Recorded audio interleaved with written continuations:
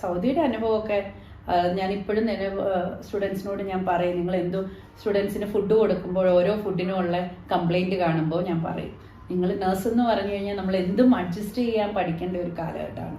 കാരണം ഞങ്ങൾ സൗദിയിൽ ചെന്ന് ഇറങ്ങുമ്പോൾ നമ്മൾ നൊയമ്പിൻ്റെ സമയമാണ്. അന്ന് അവിടെ എന്ന് പറഞ്ഞാൽ കംപ്ലീറ്റ് സൗദി ഷട്ട് ഓഫ് ആയിരിക്കും ടിൽ ഈവനിങ്. അപ്പോൾ നമുക്കൊക്കെ ഇവിടുന്ന് പോയിട്ട് അവിടെ ചെന്ന് കഴിയുമ്പോഴത്തേക്കും കട്ട് ഓഫ് എന്ന് പറഞ്ഞാൽ നമുക്കൊരു വെള്ളം കുടിക്കാൻ പോലും ഒന്നും കിട്ടുന്നില്ല. അപ്പോൾ ഞങ്ങൾ വൈകുന്നേരം ഈവനിങ് ആ പ്രാർത്ഥന കഴിഞ്ഞ് അവരുടെ ചോറ്, അവരൊരു ഏതോ ആൾക്കാർ നമുക്ക് ചോറ് ക്യാമ്പിലാണ് ഫസ്റ്റ് ഞങ്ങൾ ചെല്ലുന്നത്.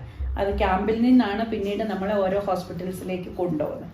അപ്പോൾ ആ ക്യാമ്പിൽ തരക ഷീറ്റിട്ട ഒരു ക്യാമ്പായിരുന്നു. അന്ന് ഭയങ്കര അത്ര തണുപ്പായിരുന്നു. ഡിസംബർ കാലഘട്ടത്തിൽ, നവംബർ ഡിസംബറിലാണ് പോയത് ഞാൻ. അവിടെ നിന്ന് വൈകുന്നേരം ആകുമ്പോഴത്തെ വലിയൊരു പാത്രത്തിൽ ബിരിയാണി കൊണ്ടുവരും. ബിരിയാണി കൊണ്ടുവരണേ ഇങ്ങനെ നോക്കിയിരിക്കും. അത്രയ്ക്ക് വിശന്നാണ് നമ്മൾ ഇരിക്കുന്നത്.